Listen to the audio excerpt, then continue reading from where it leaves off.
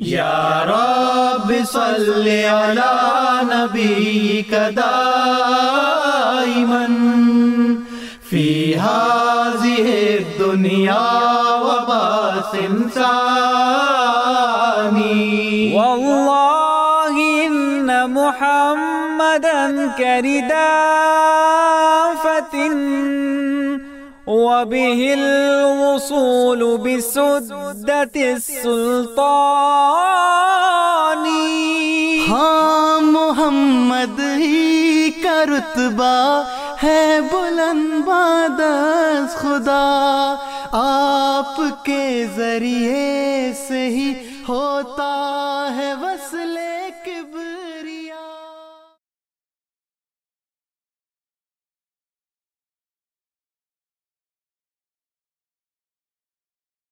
دوستو قصور میں یہ واقعہ رونما ہوا ہے. لاری اڈا کے قریب احمدی مسجد کے اوپر بریلوی دہشت گردوں نے حملہ کیا اور بریلوی دہشت گردوں نے وہاں پہ لوگوں کو جمعہ کی نماز پڑھنے سے روکا، احمدی مسلمانوں کو،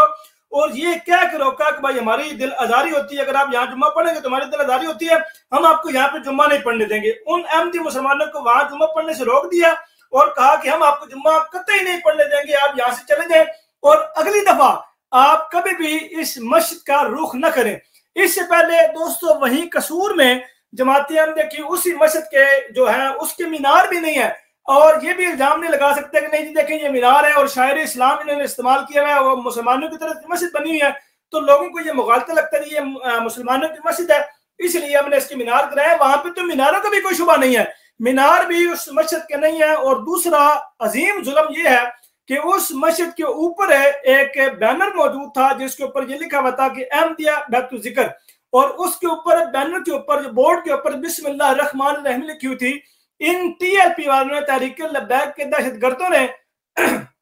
وہاں کی انتظامیہ کو درخواست دی اور ان کو یہ کہا کہ بھائی انہوں نے شاعر اسلام کو استعمال کیا ہے تو اس بینر کو، اس بورڈ کو یہاں سے ہٹا دیا جائے، ان کو اتار دیا جائے. پھر پولیس والوں نے جماعت احمدیہ سے بات کی اور کہا کہ بھائی یہ آپ نے جو لگایا ہوا ہے اس سے انتشار پھیلنے کا خطرہ ہے تو آپ اس کو اتار دیں. تو احمدی مسلمانوں نے پھر اس بورڈ کو بھی اتار دیا جس کے اوپر بسم اللہ الرحمن الرحیم لکھی ہوئی تھی، جو ان کے دل کو چیرتے ہی گزرتی تھی. کیونکہ ظاہر سی بات ہے اگر آپ تاریخ اٹھا کے دیکھیں تو آپ کو پتہ لگے گا کہ آج سے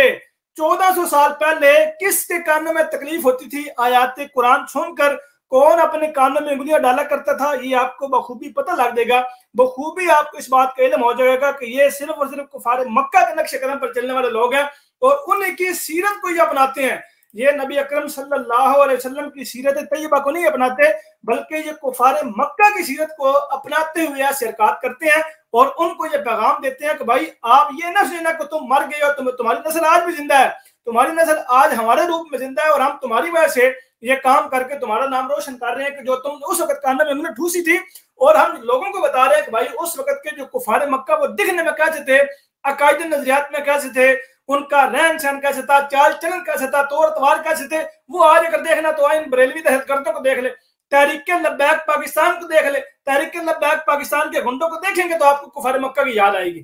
جو وہ سلوک کیا کرتے تھے نبی اکرم صلی اللہ علیہ وسلم اور آپ کے صحابہ کے ساتھ. ٹھیک وہی سلوک، وہی رویہ ان لوگوں نے جماعت احمدیہ کے ساتھ روا رکھا ہے. اور ہم کیوں نہ کہیں کہ ما انا علیہ وصحابی کی سیدھی سیدھی مصداق خدا کے فضل و کرم کے ساتھ جماعت احمدیہ ہے. اور یہ سب سے بڑی نشانی بتائی نبی اکرم صلی اللہ علیہ وسلم نے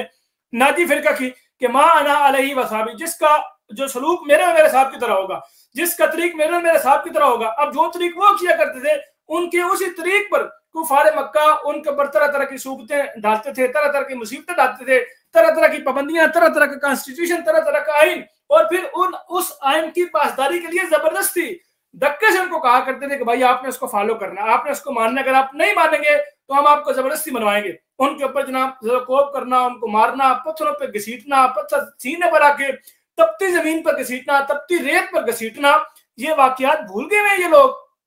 یہ کون کیا کرتا تھا؟ جو اسلام کے باغی تھے، جو اسلام سے منحرف تھے، جو اسلام کو بدنام کرنے کی کوشش کرتے تھے، جو اسلام کے خلاف یہ کام کرتے تھے. اور آج یہ لوگ اتنی چینجنگ آ چکی ہے کہ وہ اسلام سے ہٹ کے یہ کام کیا کرتے تھے اور یہ اسلام کا نام لے کے یہ کام کر رہے ہیں. تو یہ ان سے بھی برے ہیں. وہ تو اسلام کا نام نہیں لیتے تھے اور صاحب کہتے تھے کہ بھائی ہم مسلمان نہیں ہیں. اور افسوس در افسوس کی بات یہ کہ یہ اپنے آپ کو مسلمان کہہ کے، نبی اکرم صلی اللہ علیہ وسلم کا امتی کہہ کے عاشق رسول کہہ کے، پکا پیٹا عاشق رسول کہہ کے جنت کا ٹکٹ اپنے ہاتھ میں پکڑ کے یہ لوگ کام کر رہے ہوتے ہیں. تو خود بتائیں کہ دونوں میں سے خطرناک مجرم کون ہوا؟ یہ مجرم خطرناک ہوا کہ جو رسول اللہ کا نام لے کے اس طرح کی آتک میں جاتا ہے، اس طرح کے یہ حملے کرتے ہیں. اور وہاں پہ احمدی مسلمانوں کو پکڑا بھی گیا. ان بریلوی دہشت گردوں نے وہاں پہ احمدی مسلمانوں کو پکڑا، اور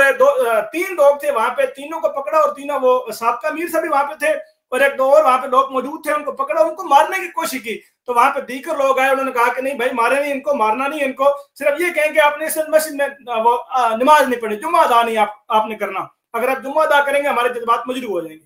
جمعہ پڑھنے سے جذبات ان کے مجروح ہو جانے ہیں. ہم نے تو یہ سنا تھا کہ اسلام کے خلاف بات ہو تو جذبات مجروح ہوتے ہیں، اسلام کے خلاف کوئی بات ہو، کوئی زبان درازی کریں تو دل چھلنی چھلنی ہوتا ہے، جذبات مجروح ہوتے ہیں. لیکن عجیب بات یہ ہے کہ اللہ کا نام لینے سے، خدا کے آگے سجدہ کرنے سے جذبات مجروح ہوتے ہیں، اور وہ بھی مسلمانوں کے. یار یہ بات کہنے والا ہندو کہے تو سمجھ میں آتی ہے، یہ بات کہنے والا عیسائی کہے تو بات سمجھ میں آتی ہے، یہ کہنے والا کوئی پارسی، کوئی غیر مذہب کا لوگ کہے جس کا تعلق اسلام سے نہ ہو، وہ یہ بات کہے تو یہ بات سمجھ میں آتی ہے کہ یار ان کے جذبات مجروح ہو رہے ہیں. یہ حیران کن بات یہ ہے کہ یہ جذبات مجروح ہوتے ہیں مسلمانوں کے، مسلمان نماز پڑھے تو.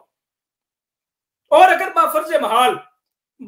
محال ایک لمحے کے لیے تصور کر لی جائے بقول ان مولویوں کے کہ ان کا تعلق یعنی احمدیوں کا تعلق جماعت احمدیہ مسلمان اسلام سے نہیں ہے، اور اگر وہ اسلام نماز پڑھ رہے ہیں تو ان کو تو خوش ہونا چاہیے کہ یار دیکھیں یہ تو مسلمان ہی نہیں ہے، اور پھر بھی یہ اللہ کو خوش کر رہے ہیں، پھر بھی یہ نماز پڑھ رہے ہیں، اللہ کے آگے سجدہ رہ جائیں. ان کو تو خوش ہونا چاہیے. کیا آپ لوگوں کو یہ یاد نہیں ہے